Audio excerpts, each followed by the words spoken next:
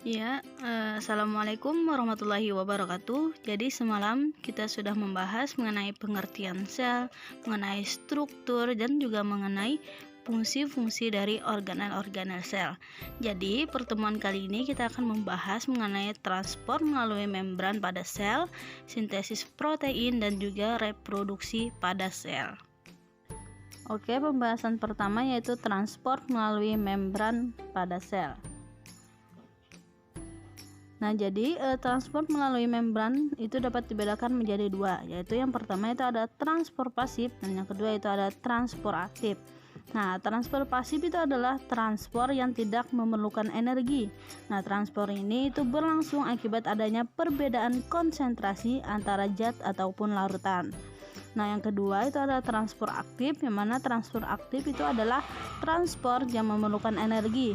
Nah, energi yang digunakan itu adalah ATP, yaitu energi kimia yang berasal dari hasil respirasi pada sel. Nah, transport pasif itu terdiri atas difusi, osmosis, dan juga difusi dipermudah. Nah, yang pertama kita akan membahas mengenai difusi. Nah, jadi difusi itu adalah perpindahan gas, zat, padat ataupun cair dengan atau tanpa melewati membran. Nah, dari daerah yang konsentrasinya tinggi ke daerah yang konsentrasinya rendah, sehingga konsentrasi zat itu menjadi sama. Nah, peristiwa difusi ini sangat penting dalam proses pengangkutan pada makhluk hidup. Nah, contohnya pada hewan yang bersel satu. O2 itu diambil dari lingkungannya itu hanya dengan cara difusi. Nah, O2 itu dapat berdifusi ke dalam hewan yang unisel atau bersel satu karena konsentrasi dari O2 atau oksigen di udara itu lebih tinggi daripada di dalam sel. Oke, yang kedua itu ada osmosis. Nah, osmosis merupakan difusi yang berlangsung dengan melewati membran semi permeabel. Nah, pada osmosis yang bergerak melalui membran semi permeabel ialah air dari larutan hipotonis ke larutan hipertonis, sehingga tercapai keseimbangan atau larutan isotonis. Nah, misalnya saja seperti larutan glukosa yang mempunyai tekanan osmotik.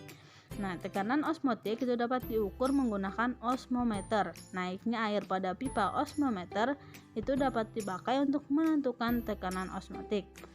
Tekanan osmotik itu dapat dikatakan sebagai tekanan yang diperlukan untuk mencegah pelarut atau air itu bergerak melalui membran semi permeabel. Nah, lalu misalnya saja seperti tadi larutan gula, garam, dan larutan yang lainnya yang jika dimasukkan ke dalam osmometer itu akan menunjukkan adanya tekanan osmotik. Nah, tekanan osmotik yang terkandung pada suatu larutan itu dinamakan dengan potensial osmotik.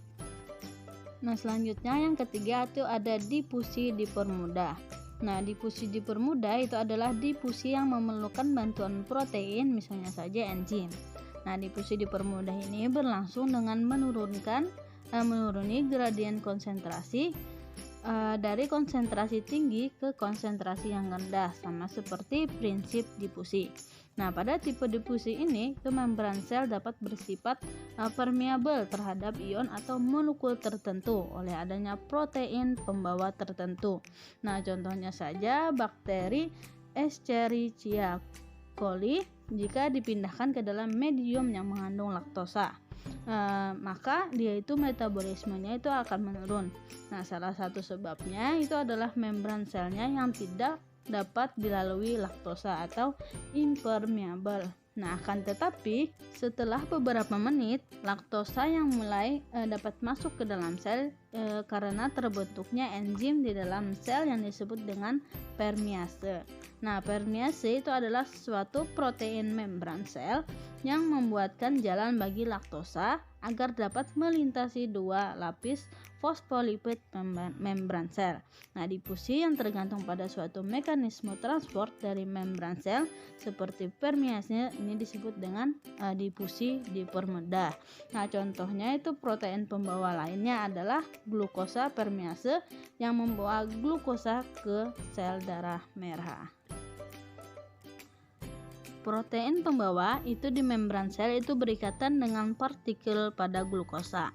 Nah, bentuk protein berubah untuk membentuk saluran melalui membran. Jadi partikel tertentu itu dapat ditransportasikan dari luar sel ke dalam sel atau sebaliknya, dari dalam sel ke luar sel.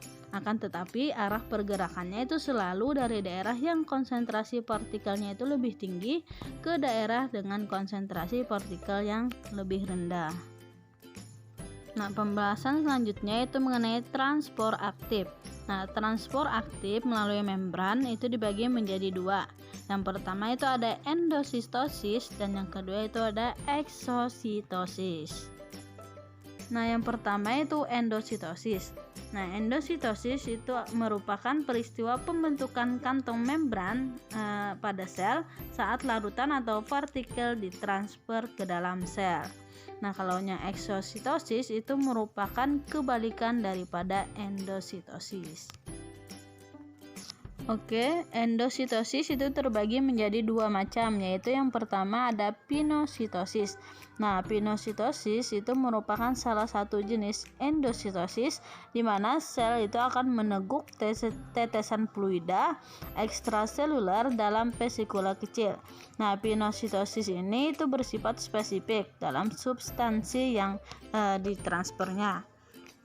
Nah, tahapan pada proses pinositosis itu adalah mula-mula itu zat pemicu itu menempel pada reseptor khusus membran sel.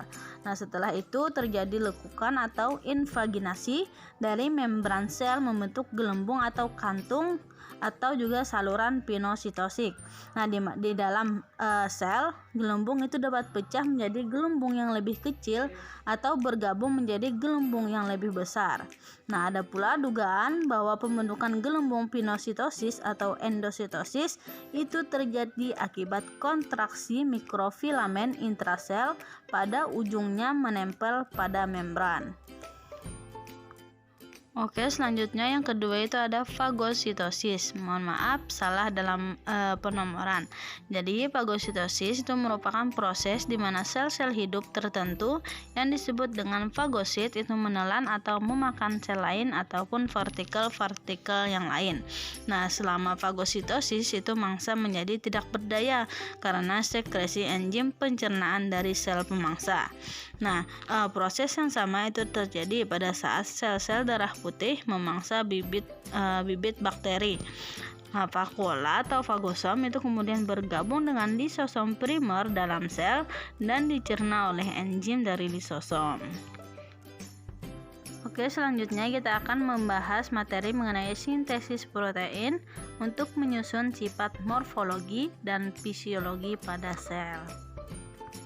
Jadi, sintesis protein itu mempunyai peranan yang sangat penting dalam organisasi struktural dan fungsional dari sel. Nah, sintesis protein itu prinsipnya itu berlangsung melalui dua tahap, yaitu proses pemindahan informasi genetik dari DNA ke RNA atau transkripsi dan pemindahan informasi genetik dari RNA ke protein atau yang disebut dengan translasi. Jadi di sini ada tahap-tahap sintesis protein. Nah, yang pertama itu DNA akan melakukan transkripsi sehingga terbentuklah mRNA. Nah, kemudian mRNA itu meninggalkan DNA menuju ke organel ribosom. Nah, selanjutnya tRNA itu akan menerjemahkan kodon yang dibawa oleh mRNA. Selanjutnya tRNA itu akan mencari dan membawa asam amino yang sesuai dengan kodon yang dibawa oleh mRNA tadi. Dan kemudian asam amino itu berderet sesuai dengan kode pembentukan protein, dan tahap yang terakhir itu adalah protein yang terbentuk itu merupakan enzim yang mengatur proses metabolisme pada sel. Oke, materi selanjutnya itu mengenai reproduksi sel untuk membentuk morfologi tubuh dan juga memperbanyak tubuh. Jadi, reproduksi atau pembelahan sel itu dapat dibedakan menjadi dua. Yang pertama itu ada mitosis dan yang kedua itu ada meiosis. Jadi, kita pada kali ini itu akan membahas mengenai mitosis saja. Karena materi mengenai mitosis dan meiosis itu akan kalian pelajari saat kelas 12 nanti. Nah, jadi mitosis itu terjadi pada sel tubuh, yang mana dia itu akan menghasilkan 2 sel anakan yang memiliki jumlah kromosom yang sama dengan sel induknya. Jadi kromosom itu berasal dari butiran-butiran kromatin yang ada di dalam inti yang akan menebal dan membentuk benang-benang yang disebut dengan kromosom. Nah, jadi kromosom itu dapat dilihat pada waktu sel membelah diri karena kromosom itu dapat mengikat zat warna tertentu. Kromosom mempunyai kemampuan untuk menduplikasikan diri untuk membentuk kromosom yang baru yang serupa yang disebut dengan kromatin. Jadi pada mitosis itu terbagi menjadi 4 tahap.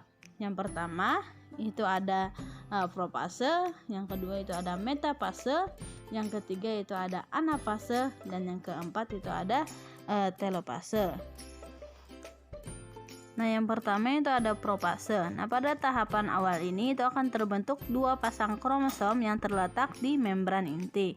Nah, selanjutnya tahap metafase, di mana dalam tahapan kedua ini itu kromosom akan berjajar sejajar dengan garis ekuador atau garis tengah. Nah, selanjutnya itu tahap anafase, di mana kromosom tadi itu akan memisahkan diri untuk menuju kutub atau arah yang saling berbeda atau sentrosom. Nah, selanjutnya yang terakhir itu ada tahap telopase. Nah, pada tahap ini tahap terakhir di mana kromosom yang berbeda itu akan membentuk pasangan kromosom yang baru dalam membran inti. Oke, sekian yang dapat saya sampaikan. Salah hilaf mohon maaf. Billahi taufik wal hidayah. Wassalamualaikum warahmatullahi wabarakatuh.